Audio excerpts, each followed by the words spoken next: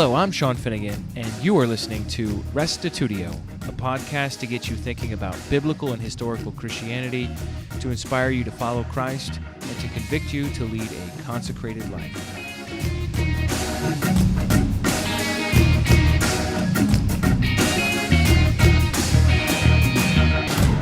Last time we saw that some influential Christians rejected the biblical teaching on the kingdom because the idea of living on earth forever seemed crude to them. This time, we'll look at how the ancients thought about bodies and bodily pleasures. As it turns out, from at least Plato onward, many philosophers tended to embrace a very negative view of pleasure, arguing that the truly enlightened person should exercise abstinence and discipline as much as possible. This idea flourished among the Stoics and Neo-Platonists and infiltrated Christianity from the 2nd century onward. Consequently, the biblical descriptions of feasting in the kingdom with the patriarchs and resurrected bodies seemed to demand reinterpretation.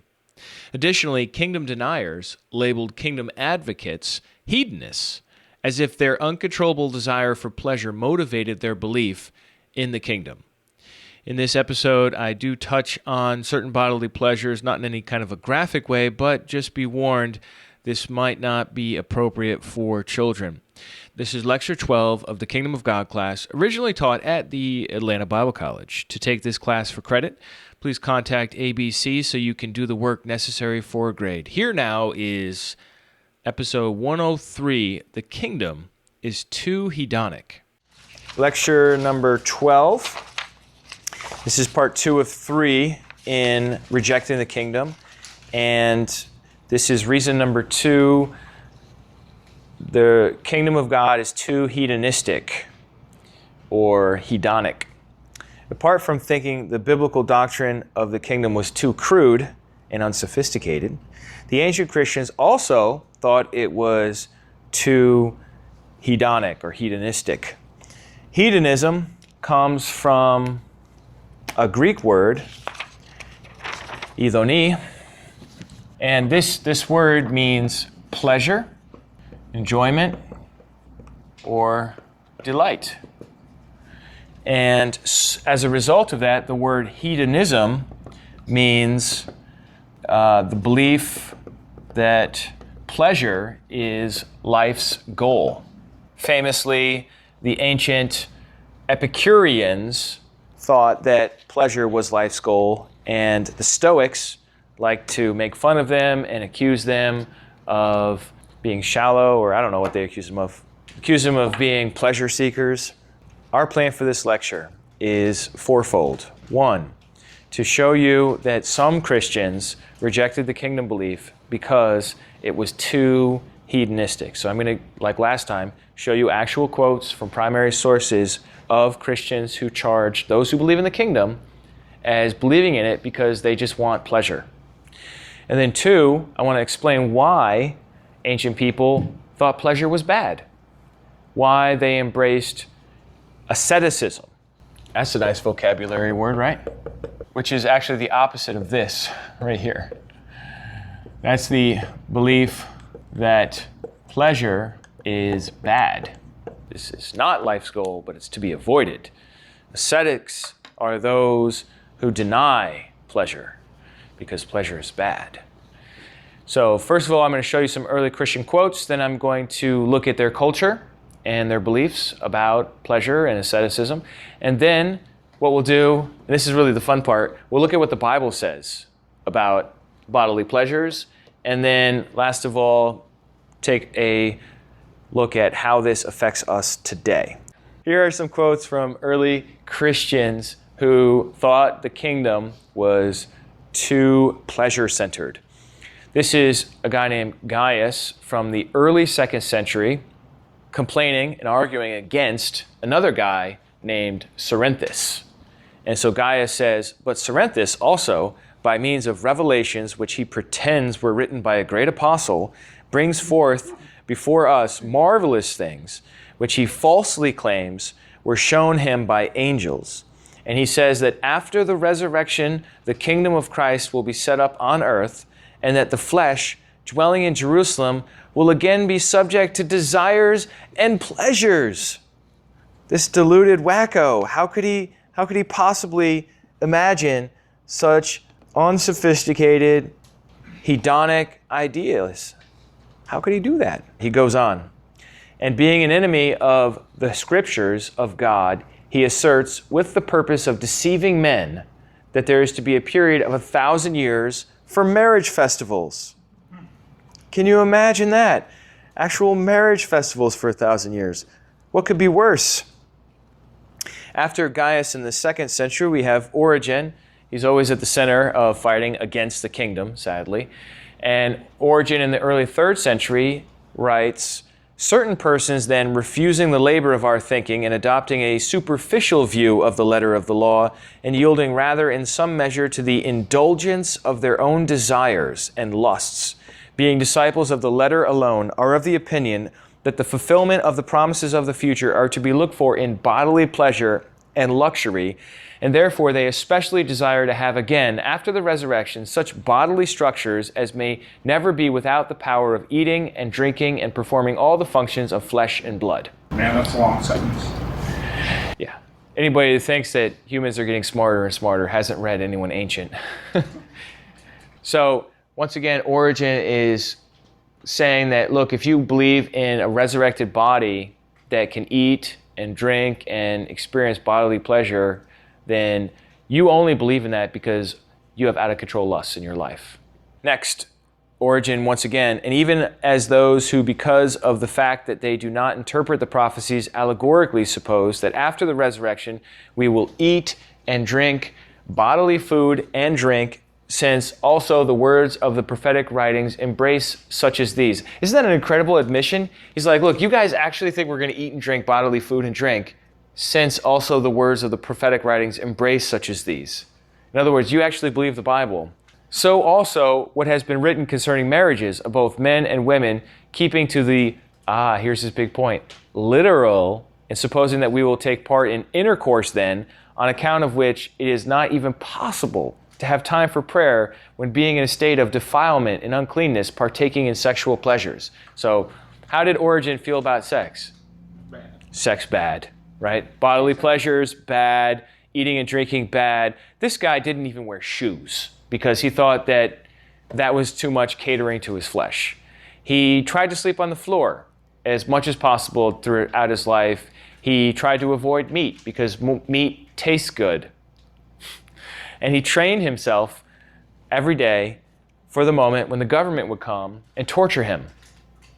And eventually, you know what? The government did come and torture him. So maybe it wasn't such a bad idea in his case. But what he says here is that if you believe in actually what the prophets said in a literal sense, then you are being swept away by basically sexual desires. It's always like the easiest accusation to make. Oh, you're just controlled by your sexual appetites. That's why you believe that. You can see how this would work in their culture.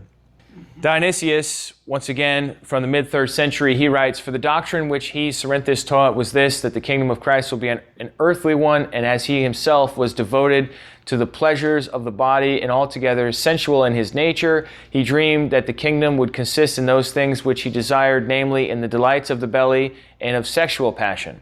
So this is once again another Christian who's criticizing this man named Cerinthus. The other one was Gaius, if you recall, or Gaius. And now Dionysius is also criticizing that same person, saying that the only reason why Cerinthus believed in the kingdom of Christ on earth is because he was devoted to pleasures of the body.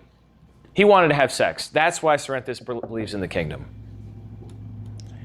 And, okay, he goes on. That is to say, in eating and drinking and marrying and in festivals and sacrifices and the slaying of victims, under the guise of which he thought he could indulge his appetites with a better grace. Boy, they could write, though, couldn't they? All right, here's Jerome. It doesn't ever get better than Jerome. He's the juiciest and the most sarcastic. He writes in the 4th century, late 4th century, he says in his commentary to Isaiah, I do not envy them, these people that believe in the kingdom. I don't envy them. If they love the earth so much that they desire earthly things in the kingdom of Christ, and if after an abundance of foods and the gluttony of their gullet and belly, they seek that which is below the belly. That's Jerome. So These are, and then I have Augustine too, another quote from the 5th century. The evangelist John has spoken of these 2 resurrections in the book, which is called the Apocalypse, but in such a way that some Christians do not understand the first of the 2. We read this before, and construe it into ridiculous fancies, but I'm going to go on this time and read the rest. Those who, on the strength of this passage, have suspected that the first resurrection is future and bodily have been moved, among other things, especially by the number of 1,000 years, as if it were a fit thing that the saints should thus enjoy a kind of Sabbath rest during that period, a holy leisure. And this opinion would not be objectionable if it were believed that the joys of the saints in the Sabbath shall be spiritual and consequent on the presence of God. For I myself too once held this opinion. But as they assert that those who then rise again shall enjoy the leisure of immoderate carnal banquets, furnished with an amount of meat and drink such as not only to shock the feeling of the temperate, but even to surpass the measure of credulity itself, such assertions can be believed only by the carnal. They who do believe them are called by the spiritual chilius, which we may literally reproduce by the name millenarians. So this is Augustine, and he says this whole resurrection idea, this whole kingdom idea, it wouldn't be so bad. It wouldn't be so bad if they thought of everything in terms of the spiritual and the presence of God. But they think of it in terms of immoderate carnal banquets. Where in the world would they ever get the idea of an immoderate carnal banquet from? Maybe Isaiah 25, where it says there's going to be rich meats and fine wines, and everyone's going to have this enjoyable feast. And Jesus promises it, right? He says you're going to sit at a table with Abraham and Isaac and Jacob dining in the kingdom. Because we've built this foundation of all this knowledge about the kingdom from the scriptures, now we're coming to these church history quotes. You're able to see them for what they really are. But if you don't have that biblical background, you'd be like, yeah, what you said, Jerome, what you said, Augustine, right? These guys are not little, they're big shots. So the 2 activities, once again, just in case you didn't notice, that they keep criticizing are eating and sex, right? Eating, drinking, and sex, if you want to bring it into 3. But basically, it's under the heading of bodily pleasures. So the question we have to ask is, why in the world did they think bodily pleasures were bad? Well, as with the universe, so with the body, Plato played a great influence. And I've already mentioned this to you in my lecture on the sleep of the dead, that Plato had a book named the Phaedo, in which he talked about the last days of Socrates.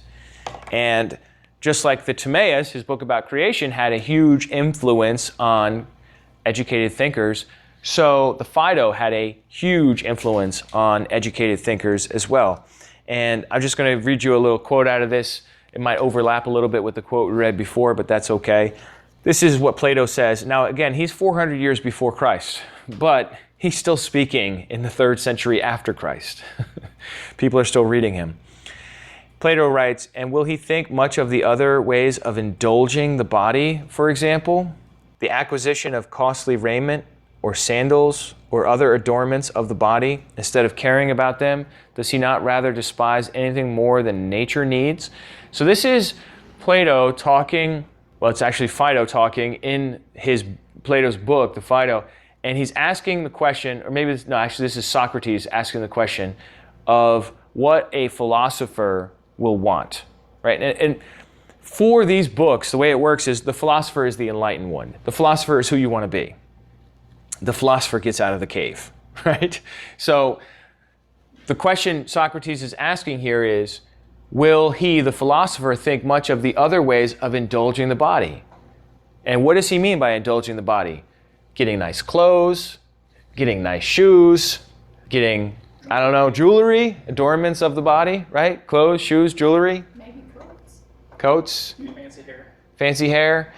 Instead of caring about them, does he not rather despise, hate anything more than nature needs?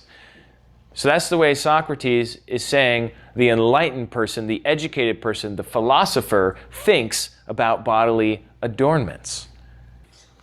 What do you say? He goes on, I should say the true philosopher would despise them. Would you not say that he is entirely concerned with the soul and not with the body? He would like as far as he can to be quit of the body and turn to the soul. Yes, that is true. In matters of this sort, philosophers above all other men may be observed in every sort of way to dissever the soul from the body. That is true. Whereas Simmias, the rest of the world are of the opinion that a life which has no bodily pleasures and no part in them is not worth having, but that he who thinks nothing of bodily pleasures is almost as though he were dead. Isn't this so interesting? So Plato is writing about this, and he's saying, well, like pretty much everybody thinks the whole point of life is to have bodily pleasures, and that bodily pleasures are good. And in fact, he actually blames war on the pursuit of bodily pleasures. And like, if we didn't have bodies, we wouldn't even have war. It comes up in this same book. And yet, the philosopher, the enlightened, the educated, the sophisticated knows better than the masses that the pursuit of bodily pleasures is just vain. It's empty. It's not going to satisfy your soul. That's what he's saying here. That is quite true. He goes on. What again shall we say of the actual acquirement of knowledge? Is the body, if invited to share in the inquiry, a hinderer or a helper? I mean to say, having sight and hearing any truth in them? Have sight and hearing any truth in them? Are they not, as the poets are always telling us, inaccurate witnesses? You know what's wrong with you?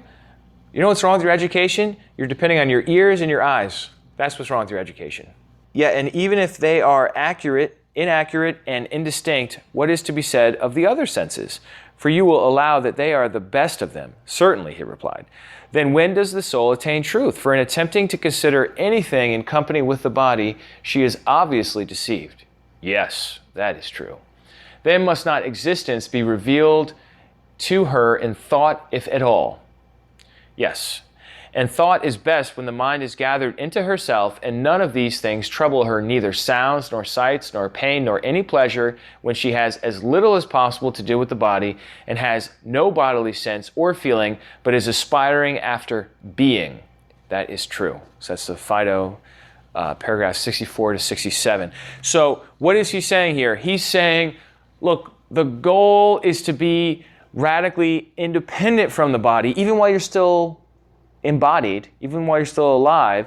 It's to take your mind and to meditate and to philosophize, to cogitate, to think without reference to what your eyes see. So close your eyes, get in a quiet place, and then you can get some thinking done.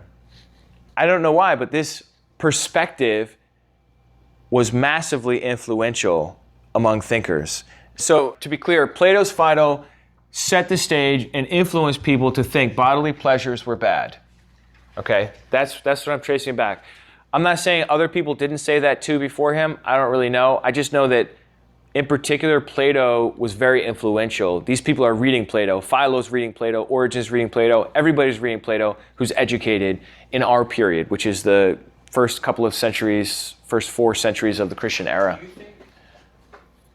All right, so this is Philo. He says, again, Philo is a Jew living around the time of the Apostle Paul. He says, innumerable circumstances are continually escaping from and eluding the human mind, inasmuch as it is entangled among and embarrassed by so great a multitude of external senses, as is very well calculated to seduce and deceive it by false opinions, since in fact it is, as I may say, buried in the mortal body, which may very properly be called its tomb.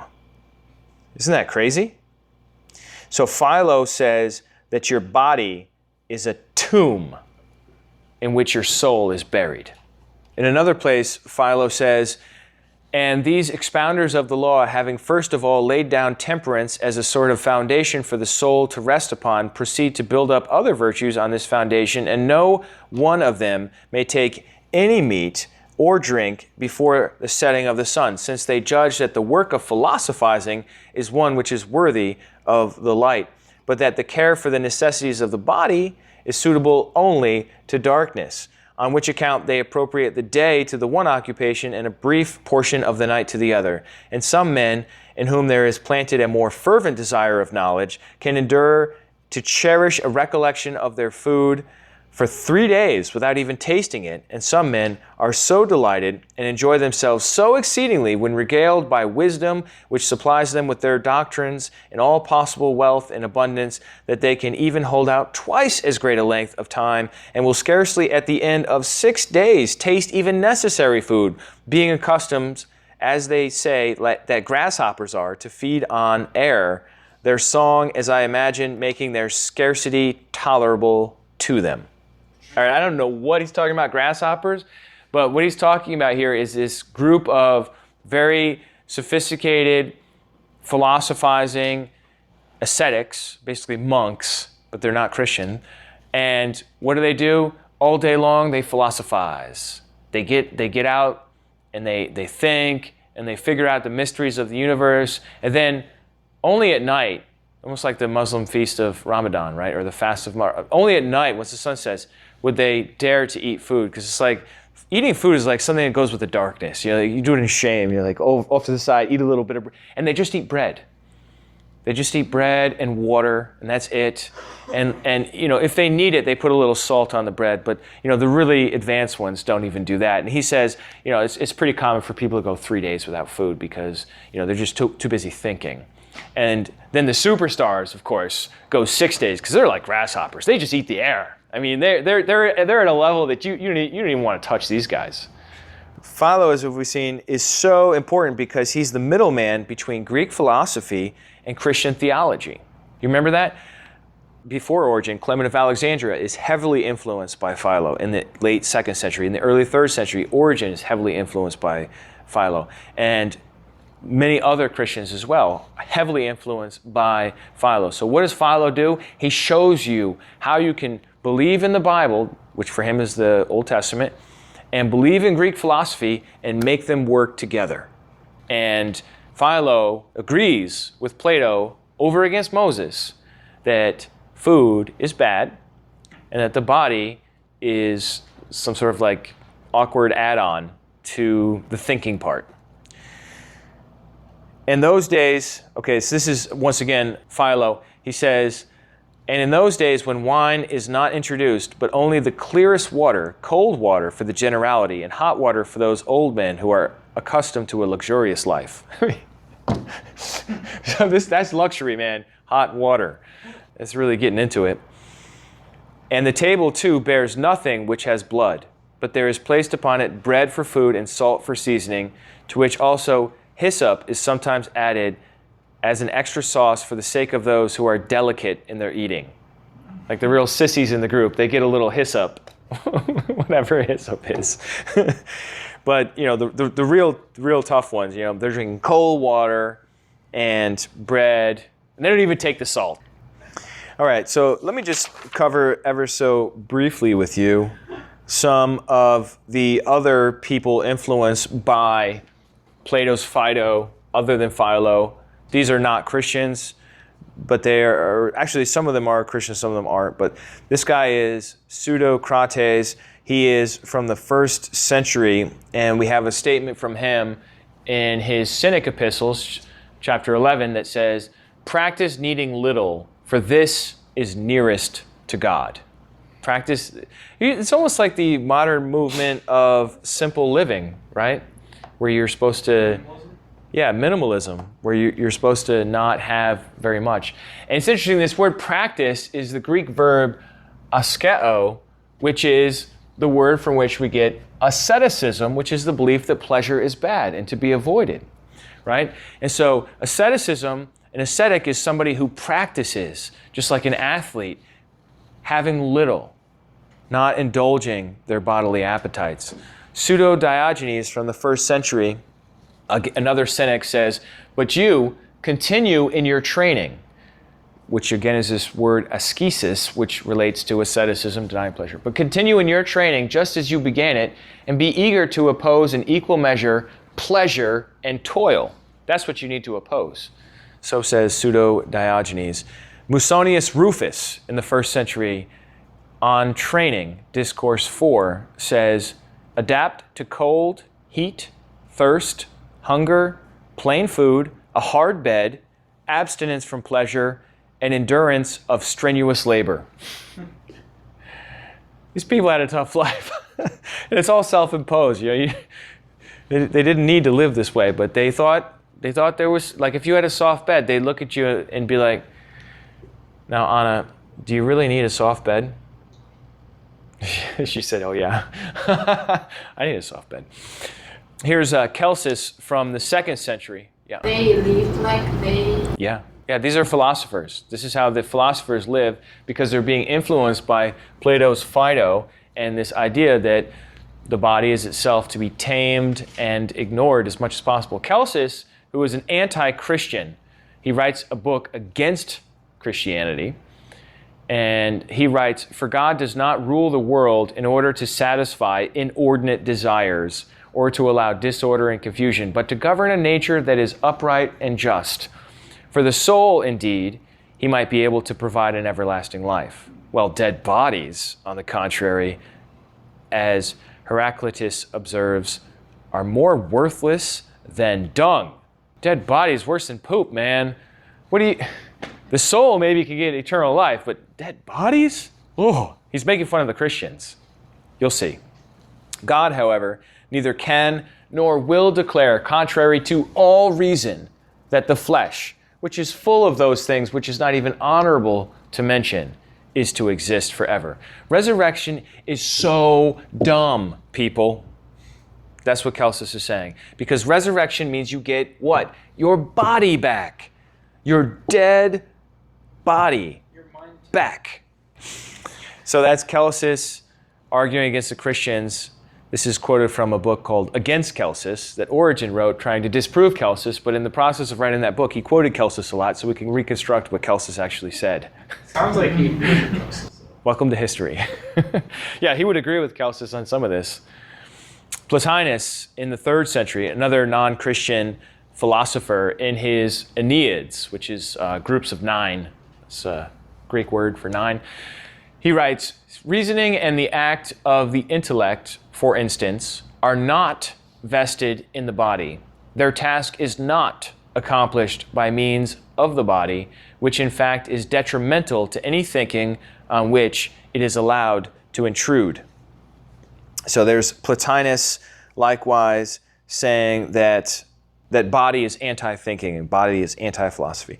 And then his disciple, Porphyry, Brother Purple, he's not a brother, he's an anti-Christian. It's a fun book that he wrote here. The name of the book is On the Abstinence from Animal Food, what we would call vegetarianism, right? Now, why is Porphyry a vegetarian? Interesting. If it were possible, we should abstain from all food.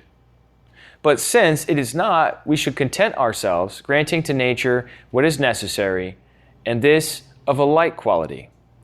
Through strict moderation, eating more slender food, one will be able to reject whatever exceeds this as only contributing to pleasure. Oh, pleasure. Oh.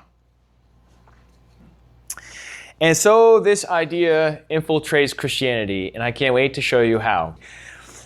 All right, so these ideas that I've just been showing you, all these little quotes and snippets from thinkers from that world, infiltrate Christianity crazy early. Like not within the New Testament period, but pretty early on.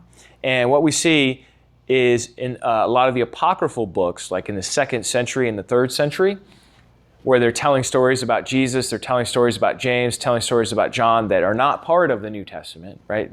Fictional, what we would say is fictional stories. This idea is very present. So take a look at this one right here. This is from the Proto-Evangelium of James, and this is actually a book that talks about the birth of Jesus. And there's this, it's so weird. There's this incident where Mary gives birth and this midwife delivers the baby, and somehow Mary is not only a virgin before she gives birth, but she's still a virgin afterwards. That's pretty hard to believe. So anyhow, this is something that, you know, and I don't accept this at all as historical, but it shows you what Christians believed about bodily pleasure and bodies and sex and all that kind of stuff. And the midwife went forth out of the cave. This is at the birth of Jesus. And Salome met her, And she said to her, Salome, Salome, I have a strange sight to relate to thee. A virgin has brought forth a thing which her nature admits not of.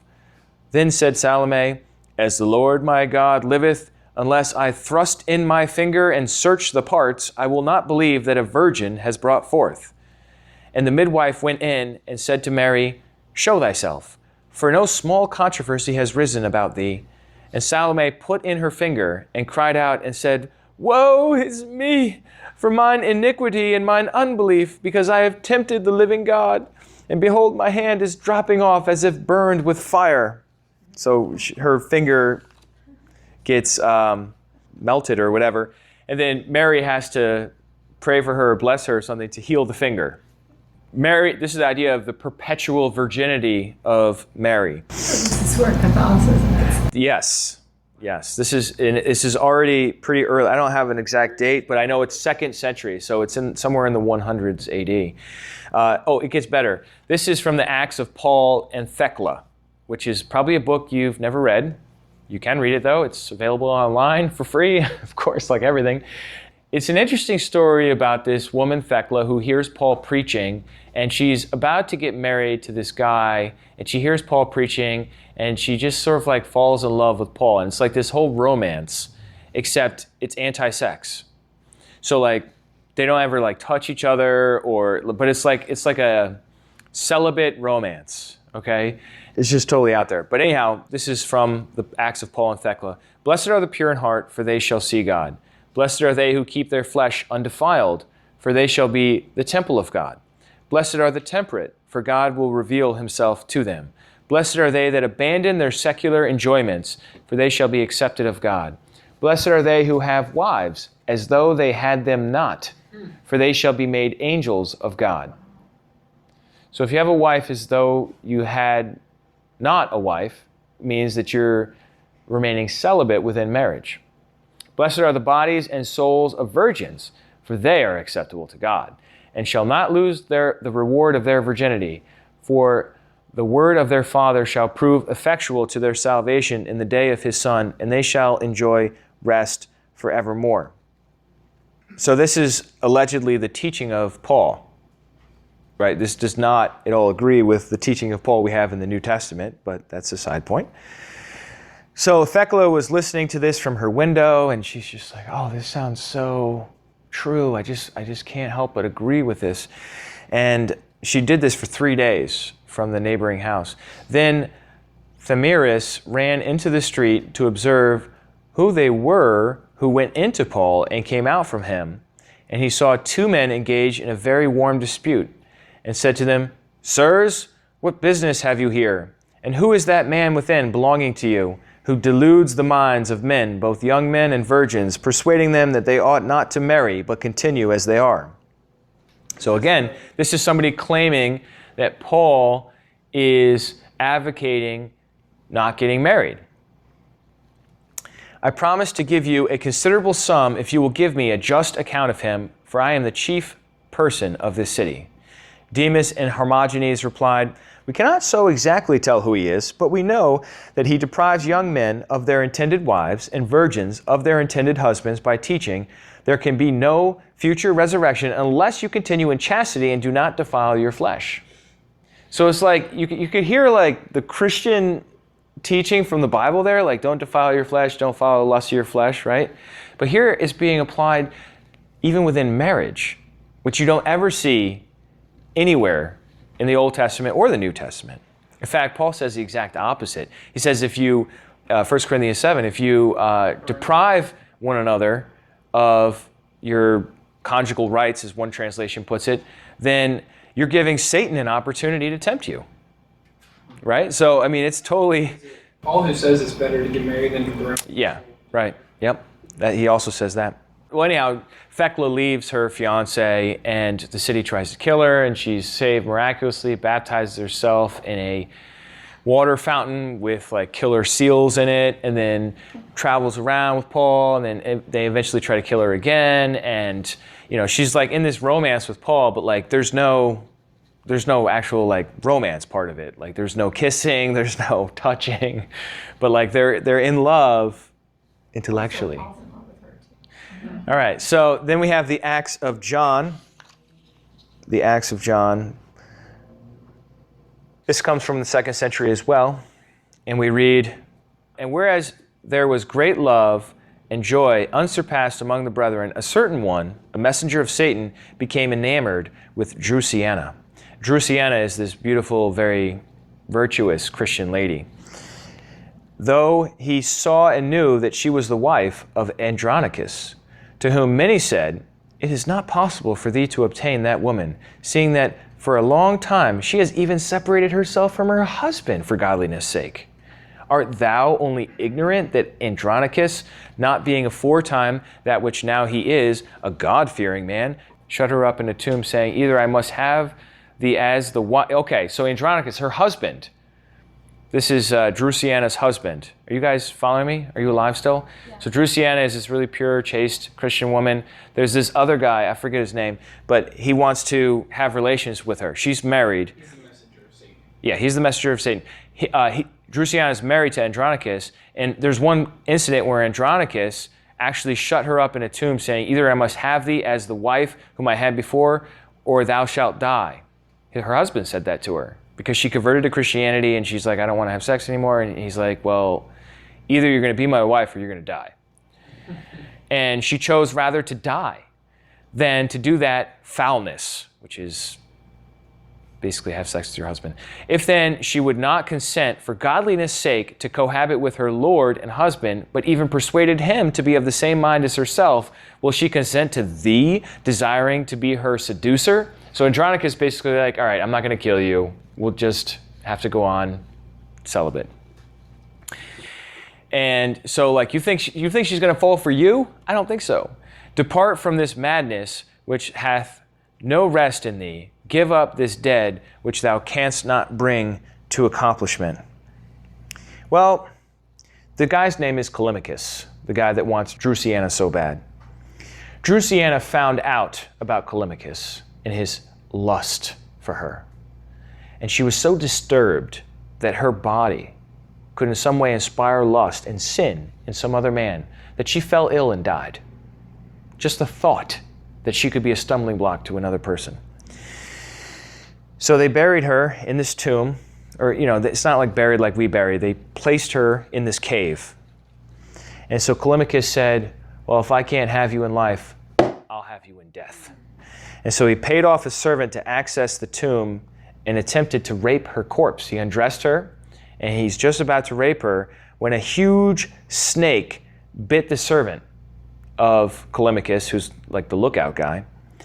And an angel commanded Callimachus, "Die, that you may live." And instantly Callimachus dies in the tomb.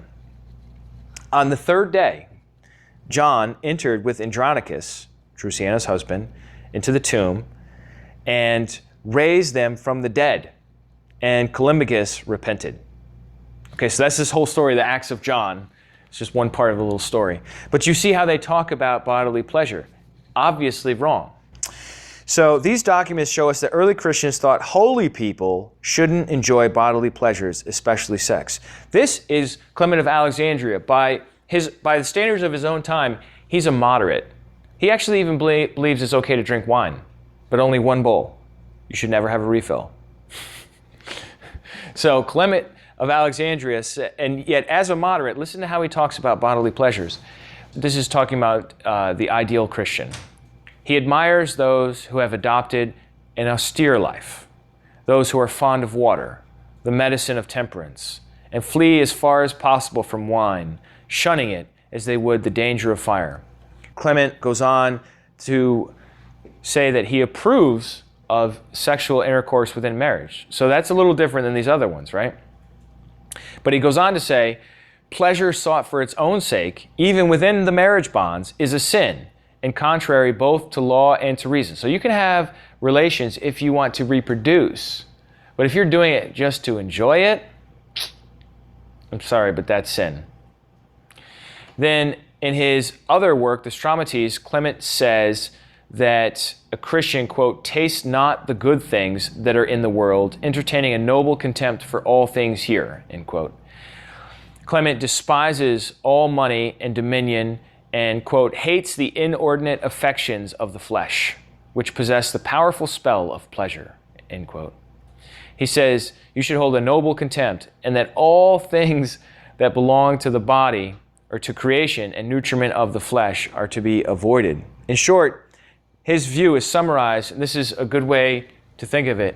It is absolutely, or this is his way of thinking of it, it is absolutely impossible at the same time to be a man of understanding and not to be ashamed to gratify the body. Then now, again, this is a Christian source. This is not a pagan source. So he says, if you are a man of understanding, then you should be ashamed to gratify the body. And this is not just talking about sexual pleasure. This is talking about in general. Like you're hungry and you eat, that's gratifying your body. You're tired and you sleep, that's gratifying your body, right? Asceticism deeply infiltrates Christianity. For example, Tertullian, Origen, Eusebius, Anthony, Athanasius, Jerome. Famously, St. Anthony goes off and lives in the desert by himself. He's the first famous monk who denies himself pleasure all day and all night as like spiritual warfare. He actually lives in a tomb for a while. This is Anthony, or Antony. Probably the most influential monk of early Christian history. He lives in the 4th century. All right, so what's the solution? How do we solve this problem? How are we going to take resurrection on the one hand and the Phaedo on the other and work it all together as a Christian theologian? Well, this is what Origen did. He said, when the saints then shall have reached the celestial abodes, they will clearly see the nature of the stars one by one and will understand whether they are endued with life or their condition, whatever it is. And they will comprehend also the other reasons for the works of God, which he himself will reveal to them. And in all things, this food is to be understood as the contemplation and understanding of God, which is of a measure appropriate and suitable to this nature, which was made and created. And this measure, it is proper, should be observed by every one of those who are beginning to see God, to understand him through purity of heart. And so the goal here is contemplation of God in the afterlife. It's not to enjoy bodily pleasures or anything like that. It's to have an understanding through the purity of heart. Augustine says the flesh will rise again, a celestial and angelic body. Owing to their ascetic sensibilities, Christians like Origen and Augustine reimagine resurrection as a heavenly or angelic body devoid of pleasure. Now, I told you we wanted to look at 4 points in this lecture. The first point was, what did early Christians say about the believers in the kingdom with respect to pleasure? Well, they said, you guys, you only believe in the kingdom because you just want to have bodily pleasure. Your lusts are not under control. That's what we looked at. Then we looked at the culture, the science, the philosophy, the educated perspectives of that day. And we saw that this idea of anti-pleasure was all over the place, going way back to Plato, several hundred years before Christ, but going right into the philosophers from a non-Christian perspective, from a Jewish perspective with Philo. Most Jews didn't think that way, but Philo and his group in Egypt did think that way. And then we looked at early Christians, and we see this anti-pleasure mindset seeping into Christian books and thinking. So, what about the Bible? Here are my 5 points from the Bible, and I'm just going to summarize them for you. We're not going to be able to take time to really analyze each in detail. Creation itself. In the beginning, God plants a garden, and he calls it Eden. Do you know what the word Eden means? Pleasure. So from a biblical perspective, God begins the world with a garden of pleasure. He puts naked people in it and tells them to have a lot of kids and eat whatever they want, except for from that one tree of the knowledge of good and evil. It could not be more opposite than the philosophers. It starts with forbidden knowledge and lots of pleasure. What are they saying? Forbidden pleasure and lots of knowledge. It's like exactly the opposite. And you don't find Jewish people hung up on issues related to pleasure and celibacy and all that. You look at the original design God made, he gives our tongues 10,000 taste buds. He loads our genitals with erotogenic nerve endings. Who do you think designed the pleasures and the sense perceptions of the body? God. So God is more of an Epicurean than a Stoic himself. And then you look at the law. What do you see in the law? You don't see fasts. There's only one fast, the Day of Atonement, Yom Kippur. Everything else is a festival. God is the God of festivals.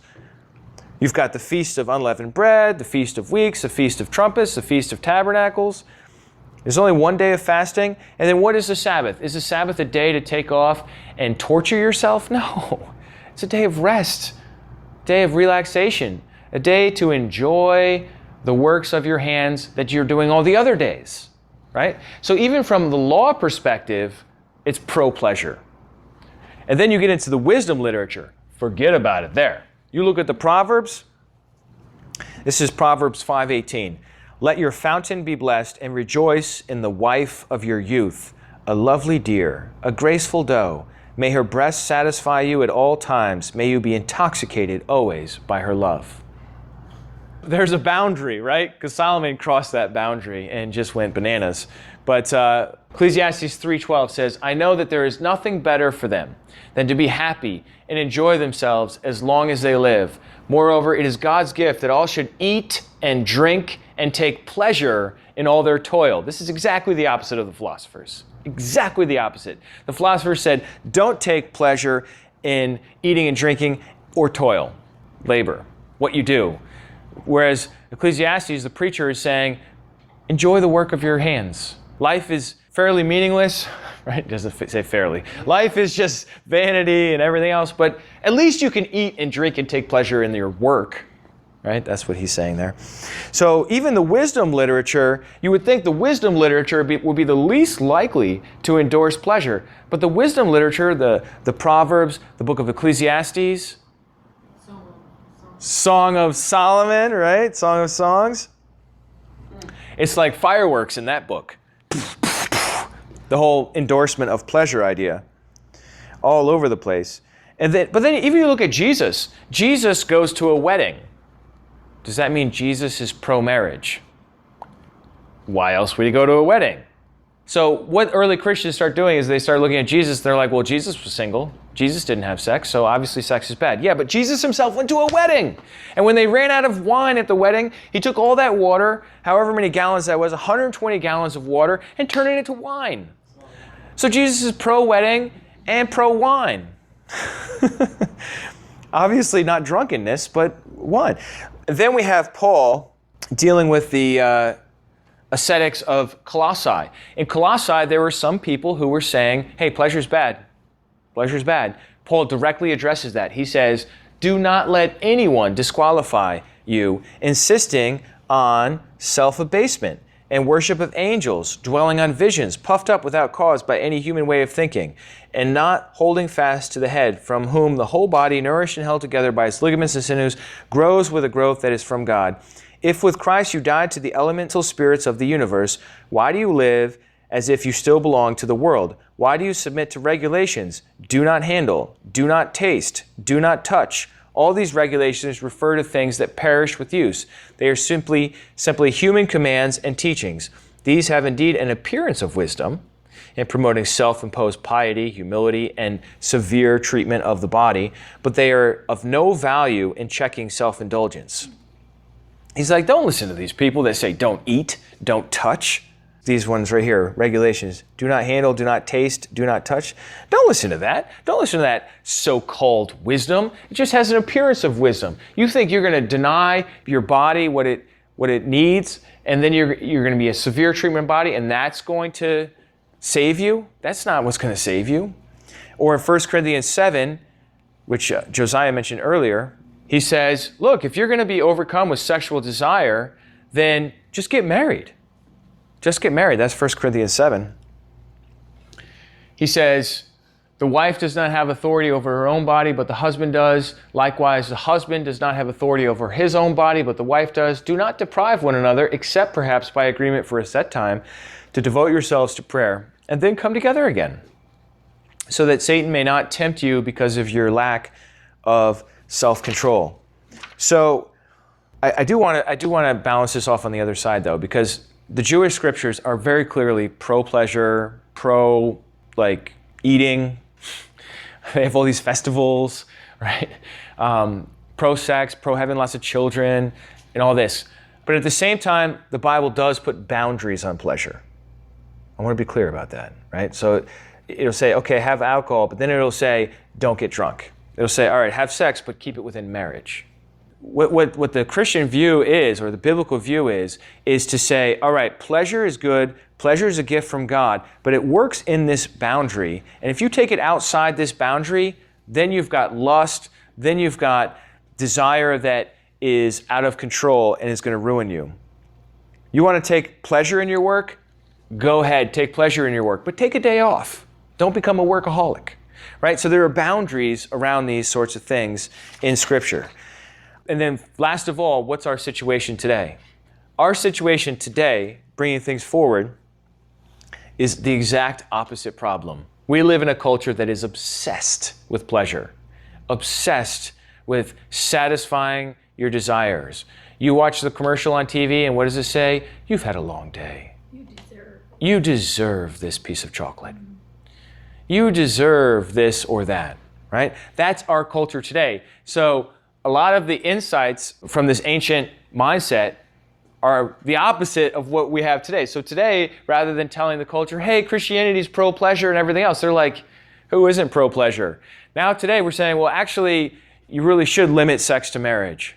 And our culture's like, oh, man, how could you be so prude? You should limit sex to between a man and a woman. Or even just between a man and a woman, yeah. I mean, it's just totally different, right?